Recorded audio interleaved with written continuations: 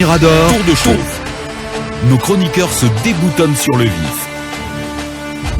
Lamine Mounoumassissé, on s'intéresse à Dr Mohamed Diané, l'ancien ministre d'État chargé des affaires présidentielles, tout-puissant ministre de la Défense, qui est donc dans les mailles de la CRIEF. Il est détenu en détention depuis plusieurs mois. Ses avocats ont fini par saisir la Cour suprême face au refus du parquet spécial de la CRIEF de lui accorder une liberté sous caution. Ah oui, finalement, tout va être réglé à la Cour suprême. Il a fallu la Cour suprême pour permettre à Damantan de recouvrer sa liberté. Effectivement. Alors, et ce qui est regrettable dans cette affaire, c'est qu'il n'y a rien, et ça on le dit tous les jours, c'est constant d'ailleurs, abondamment, c'est qu'il n'y a rien de substantiel à mettre au compte de Dr Mohamed Diané. Au début, comment ça, il y a rien de substantiel? Oui, je vous explique là, si vous me permettez. Oui, bien sûr, voilà. On vous écoute là, Lamine. Justement, c'est ce que je fais. Alors, d'abord, au début, on disait que c'est enrichissement illicite. On a trouvé dans ses comptes, il n'y a pas grand-chose. Nous tous, nous pouvons avoir la même chose sur son compte. Alors après, on dit... On a retrouvé combien sur son compte? Oui, je me permets, je ne ferai pas comme les avocats, l'actuel ministre qui a révélé les montants sur les comptes des entités privées. Et ça, moi, je ne le ferai pas. Mais ça ne représente pas grand-chose pour quelqu'un de son rang qui a été... cadre de son niveau. Alors deuxièmement, on dit comme ça ne valait rien. Alors on dit qu'il a construit tout Conakry et Kankan. Et donc on a dénombré près d'une centaine de maisons ici à Conakry et à Kankan. Ça donc, figure dans l'acte d'accusation ou pas?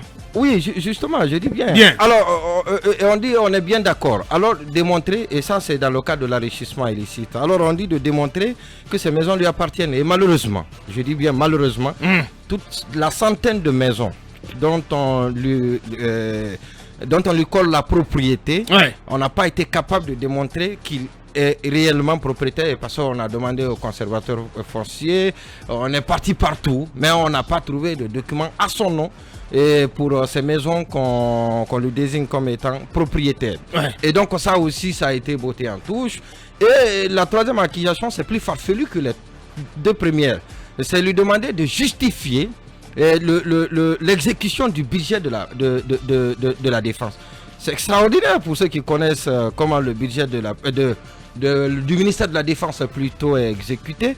On ne peut pas, je dis bien avec un peu de sérieux, de bon sens, on ne peut pas demander à un ministre de la Défense de justifier. Alors, si nous voulons qu'il justifie, il faut bien faire venir l'intendant du ministère de la Défense.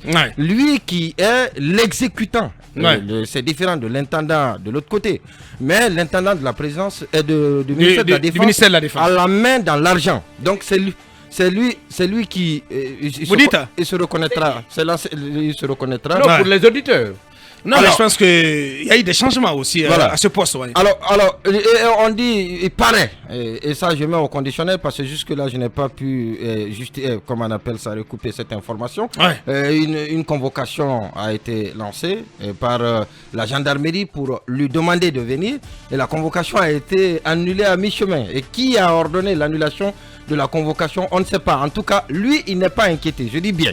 Que le ministre de la Défense, lui, il est interrogé il est demandé sur la gestion du budget du ministère de la Défense, de l'armée. L'intendant et tous les autres, personne d'autre n'est inquiété. Et il n'est pas le seul. C'est paradoxal. Il n'est pas le seul sur la chaîne d'exécution du budget de la Défense. Alors, et donc, c'est cette accusation qui tient encore jusque-là, et parce qu'on n'a pas trouvé de dossier. Mais comment comprendre, Mouniouma, que le parquet spécial se refuse à toute idée de libération, de libération conditionnelle, libération sous caution en faveur du docteur Mohamed Diané? Oui, c'est comme c'est automatisé. C'est-à-dire que dès qu'il y a une demande de liberté conditionnelle, le parquet, et même si... Pour autant, on apprend que sa santé nécessiterait qu'il il a une santé sancelante. Et ça, je vous rappelle qu'avant qu'il ne parte, qu'il soit interpellé et retenu à la maison centrale. Il avait subi une opération, et ça, ce n'est vraiment pas un secret médical. Une intervention chirurgicale. Une intervention chirurgicale. Et donc, il est allé malade. Et jusque-là, il est malade. Et donc, les dossiers ont été... Les médecins il y a un rapport médical qui l'atteste qu'il a besoin de se soigner. Et parce que bien avant, il devait sortir pour aller faire son intervention chirurgicale à l'étranger. On ne lui a pas permis à cause des restrictions en Russie, habituellement, qui sont imposées. Oui, en Russie, qui connaît bien, ou là où il a étudié, là où il a tout fait. Ouais. Et donc, à cause des restrictions qui sont imposées aux anciens dignitaires. Mais malheureusement, aujourd'hui, il est en prison. Il n'y a absolument rien contre lui. Et ça, je veux bien savoir, et pas seulement contre lui, mais les autres, qu'on me dise que c'est ce qu'on lui reproche. Il a signé tel document de détournement. Où il a détourné. Parce que pour l'instant, les accusations portées à la dernière sortie du procureur spécial de la CRIEF, et j'avais pensé peut-être qu'on allait avoir beaucoup plus de détails, beaucoup plus d'éléments. Une pile d'accusations. Sur les accusations portées contre ces détenus. Mais malheureusement, ça a été la ritournelle. C'était la même chose. On nous a chassé ça a été une tempête dans un verre d'eau. Justement. Et ça, c'est regrettable. On va aller à la cour. Ils vont aller à la Cour suprême. Et donc, bien évidemment, on va voir ce qui va se passer. On va voir ce qui va se passer. C'est le droit qui va être dit. On va proclamer sa liberté conditionnelle. Bien, nous, un avis là-dessus. Non, je trouve que honnêtement, c'est pas... C'est exagéré de la part de la CRIEF. Je trouve que c'est exagéré. Ce n'est pas bien de continuer à peut-être avec de la haine, à faire subir ces difficultés aux gens, mais le fait justement de voir que quelqu'un risque de perdre sa vie parce que quand sa santé est chancelante. Je pense que désormais, du côté de la CRIEF, on doit faire très attention. On a vu hier toute la désolation, toute la tristesse qui s'est emparée de Macenta à l'occasion de l'inhumation de Luceni Camara. Voilà, il faut éviter d'avoir un second Luceni Camara sur la conscience du côté de la CRIEF. Ce n'est pas du tout bien, et quand on écoute Monument, on comprend que c'est comme si les gens en voulaient juste à certaines personnalités. On ne peut quand même pas.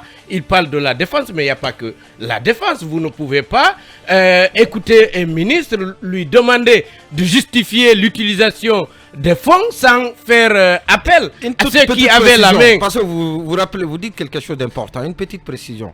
Et avant son arrestation, on a appris, et pas autour de lui, pas des sources qui sont proches de lui, mais des sources d'ailleurs, qu'il aurait été interpellé. On lui a dit, crachez ce que vous avez détourné, et sinon vous allez payer cher. Alors, et d'ailleurs, on vous en veut. Donc, cela lui a été dit avant son interpellation. Donc, il s'attendait déjà à ce qu'il est en train de subir là.